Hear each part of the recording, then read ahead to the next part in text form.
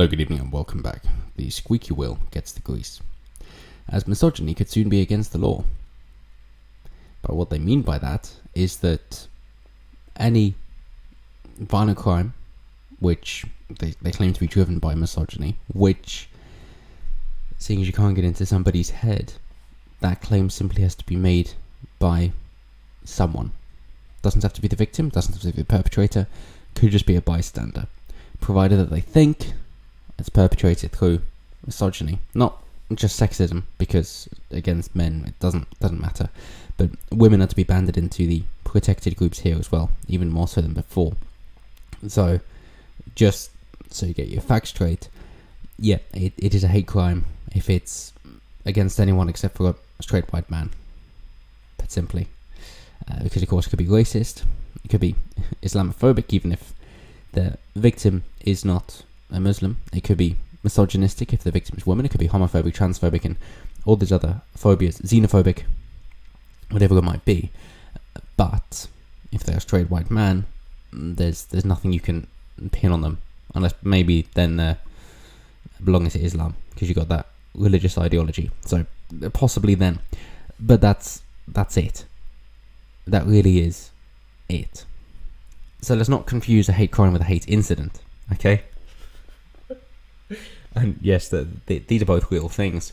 So, a hate incident is where no crime is being committed, but nonetheless it still has to be recorded, where there was thought that there was some provocation brought on by the victim belonging to a protected group. One of the best examples of this is, of course, that there were two cars stopped at traffic lights. The lights went green, so the second car in the queue beeped their horn in order to get the first car to move. One of the passers-by thought, oh my god, they're doing that because the first driver was black, and so recorded it as a hate incident. It transpired, they were both white, but nonetheless, because it was perceived to be done on racial grounds, that is a recorded hate incident, and there's no undoing that. So that's a hate incident. A hate crime is where a crime has been committed, and then the victim belongs to one of the protected groups, and somebody somewhere along the line mentions that it could have been motivated, at least in part, because the victim belongs to a protected group. So, not all crimes against a protected group are hate crimes, but they can be, should the victim feel like it. What does this mean? Well, it means that it carries a heavier sentence, that you add a little bit more time, a little greater fine, a few more years behind bars, because somebody thought it could be motivated because the victim belonged to a protected group.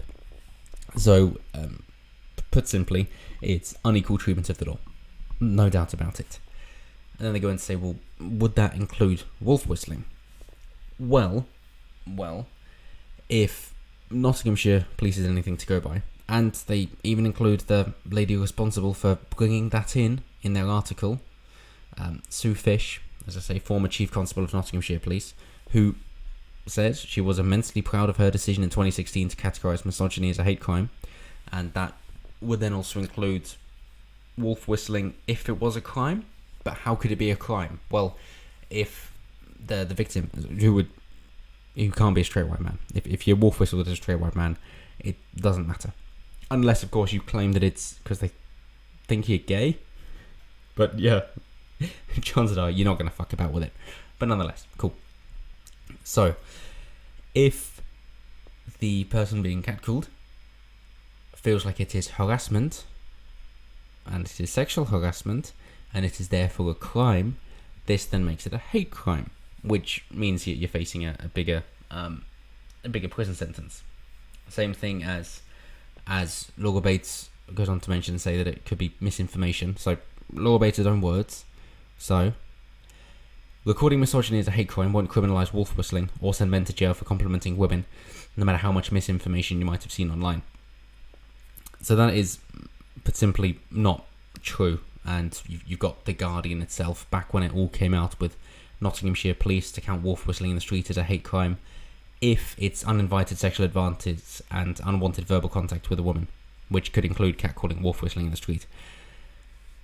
So, yes, they can be sent to prison for them. Unlikely, but I don't really want that law to be there.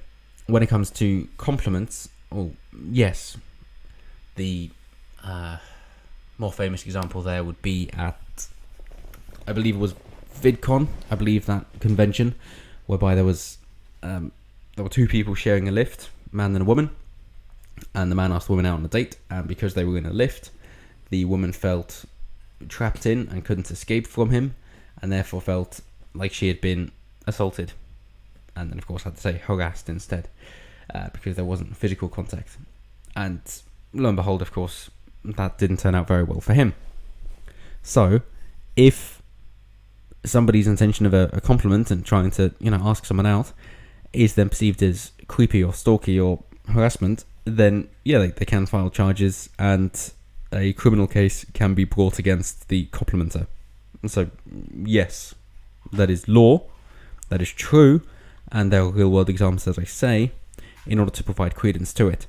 This is not including all the false accusations at all, which Law Bates herself almost admits, I dare say, saying that, I love the framing, to quote, "We must address institutional sexism and racism in a justice system where just 1.5% of reported rape cases result in a charge or summons." To me, it sounds as if maybe there should be greater punitive measures for people who make deliberately false rape accusations.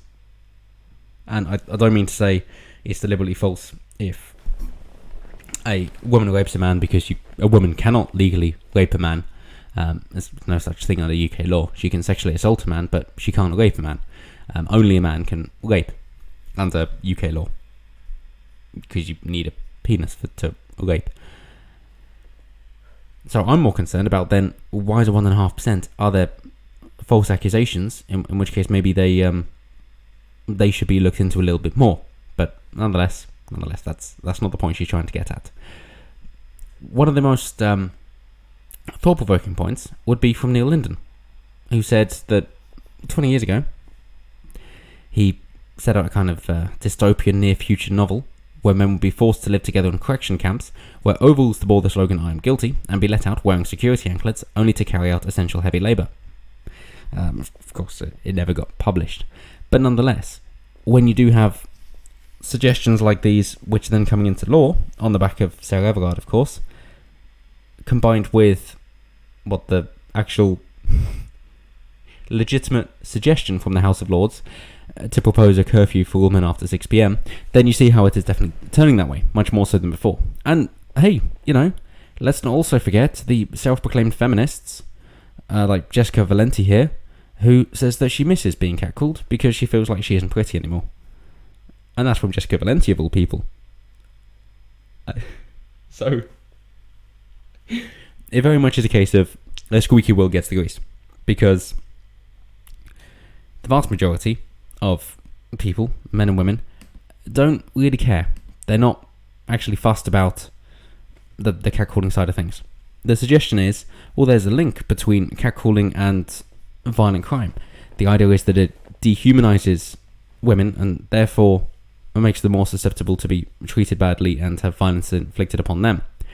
The statistics don't bear that out in a couple of ways. One is, well then, why are men victims of stranger violence, just violence in general, and homicides, than women?